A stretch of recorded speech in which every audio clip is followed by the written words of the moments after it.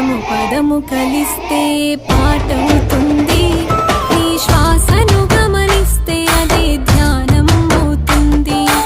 ఓనమాలు నేర్చుకుంటే చదువు